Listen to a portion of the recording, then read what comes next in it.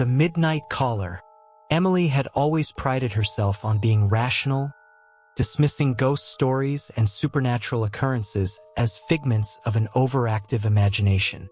So when her phone rang at midnight, she assumed it was just a wrong number. The voice on the other end, however, was anything but ordinary. "Is this Emily?" The voice was low and distorted, as if coming from a great distance. "Yes, who is this?" she replied, annoyance creeping into her voice. There was a pause, then a slow, chilling whisper. "I'm coming to see you." Emily's heart skipped a beat. "Who is this?" she demanded, trying to sound braver than she felt. The line went dead. Shaking her head, she put the phone down, convinced it was some prank. She tried to go back to sleep, but the unsettling call lingered in her mind. An hour passed, then another, and just as she began to drift off, the phone rang again. This time, she answered without hesitation. "Whoever this is, it's not funny." The same voice, but now it was closer, clearer. "I'm at your door." Emily froze. The blood drained from her face as she heard the unmistakable sound of someone knocking. Slowly, she got out of bed, her heart pounding in her chest. She crept toward the door, her breath shallow, her mind racing. Who could it be at this hour? She peered through the peephole and saw nothing but darkness. Her fingers trembled as she unlocked the door and slowly opened it. Just a crack. The hallway was empty. A chill ran down her spine as she stepped back, closing the door quickly. But before she could lock it, the phone rang again. This time, the voice was right behind her. "Don't turn around." Emily's breath caught in her throat. She felt a cold presence just inches away, the air around her thick with dread. Every instinct screamed at her to run, but she couldn't move. She was paralyzed with fear. "Come closer," the voice whispered. With a burst of adrenaline, Emily spun around, expecting to see a figure looming over her. But the room was empty. Her heart hammered in her chest as she backed away, her eyes darting around the room. Then she noticed something that made her blood run cold. The front door, which she had just locked, was now wide open. A cold wind blew in, carrying with it a sense of dread that clung to her skin. She slowly approached the door, her eyes wide with terror. She reached out to close it when a hand, cold, clammy, and very much real, grabbed her wrist. She screamed, yanking her arm back, but the grip tightened.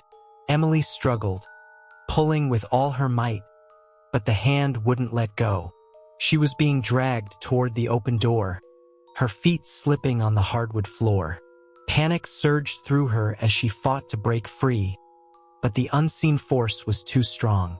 With one final pull, she broke free and slammed the door shut, locking it and backing away, her entire body trembling. She pressed her back against the wall, sliding down until she was sitting on the floor, her breath coming in ragged gasps. The phone rang again. She stared at it, unable to move. It rang and rang, the sound echoing in the empty room, filling her with an overwhelming sense of dread. Finally, she reached for it, her hand shaking as she lifted the receiver to her ear.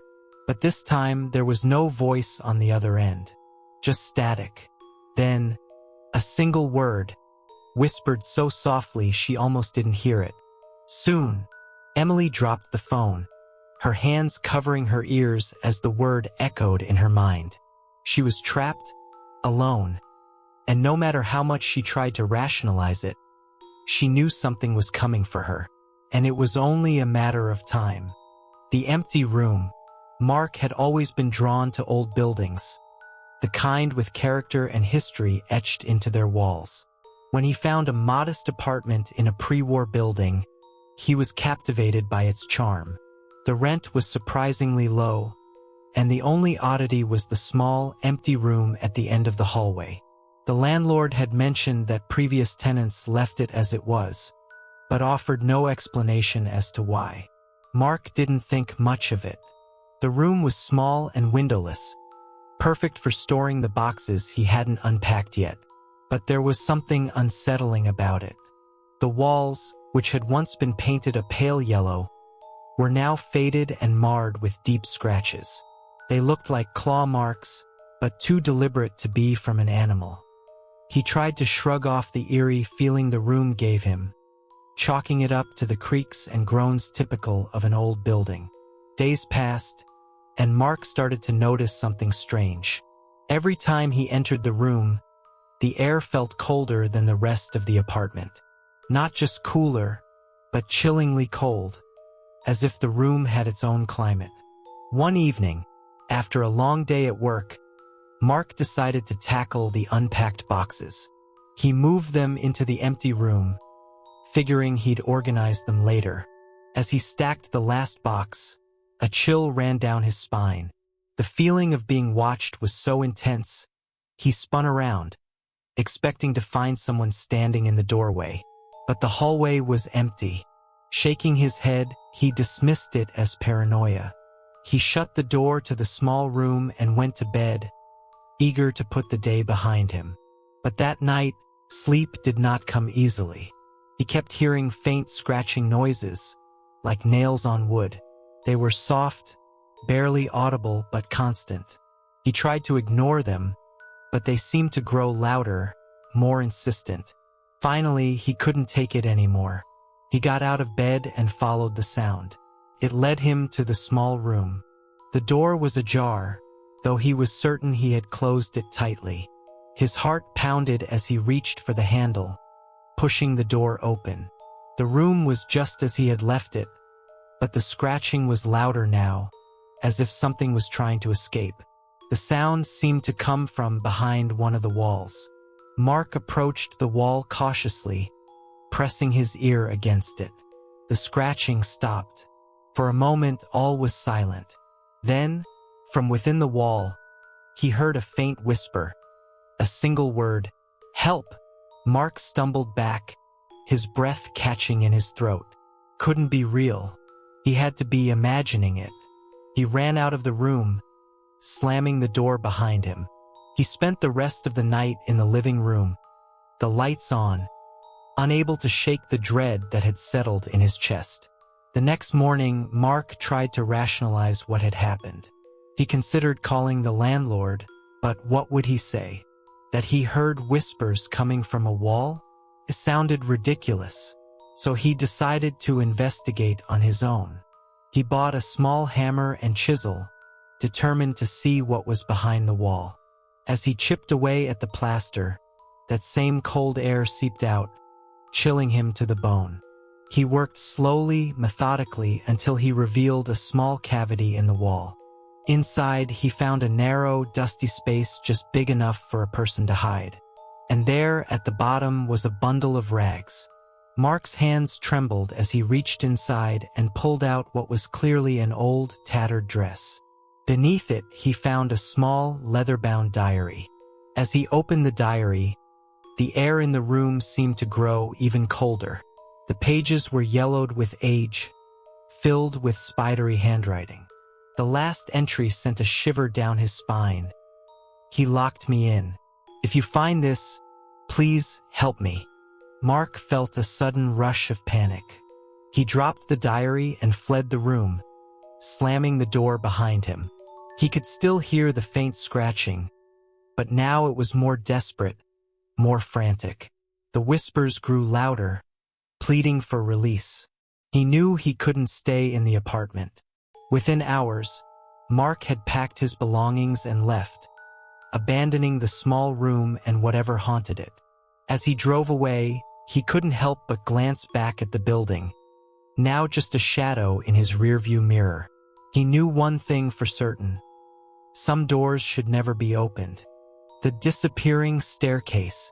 Jenna had always been curious about the old mansion on the outskirts of town. It had been abandoned for decades, shrouded in mystery and local legend. Some said it was cursed. Others claimed it was haunted.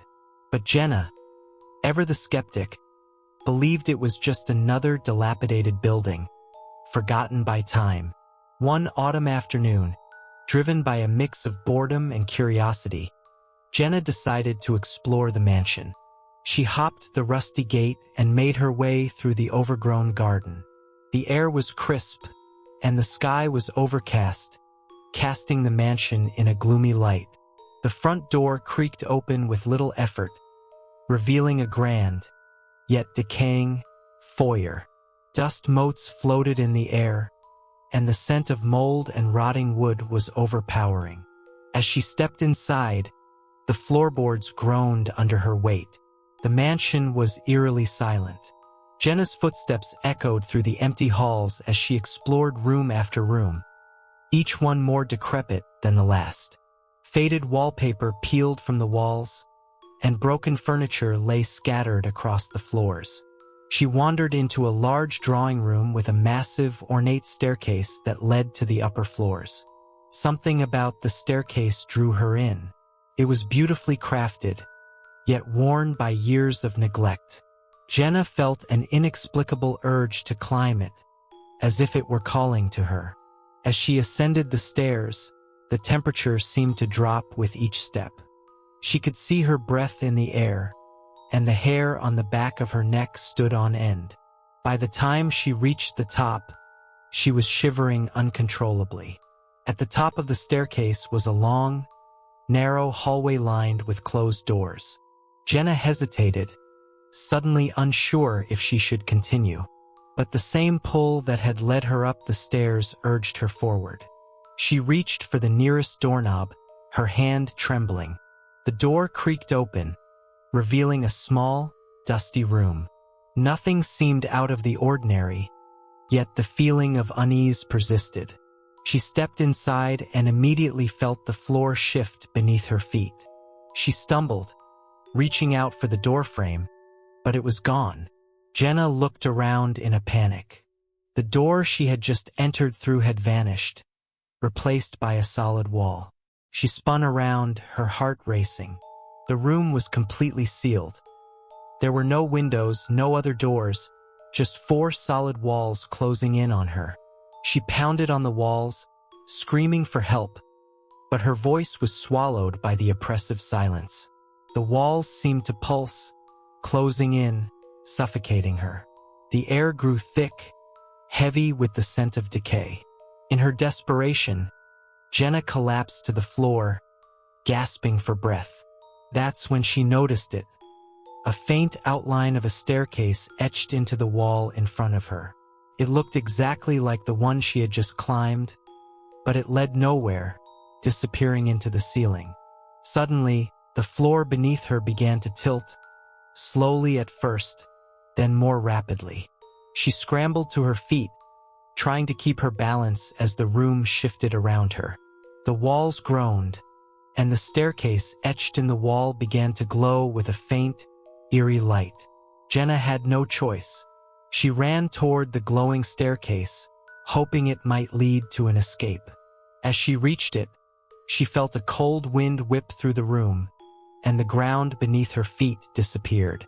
She was falling, tumbling through darkness, the walls of the room blurring into nothingness. The last thing she saw before she blacked out was the glowing staircase, spiraling endlessly into the void. When Jenna woke up, she was lying at the bottom of the original staircase, back in the mansion's foyer. She was disoriented, her body aching. But the mansion was different now. Everything was pristine, as if it had been restored to its former glory. She scrambled to her feet, her heart pounding. The staircase she had climbed was gone, replaced by a smooth, unbroken wall. Panic set in as she realized the mansion had trapped her in a time long past, and there was no way out. Jenna ran to the front door, but it wouldn't budge. She was trapped, a prisoner of the mansion's twisted reality. As she backed away from the door, she heard the faint sound of footsteps above her footsteps on a staircase that no longer existed.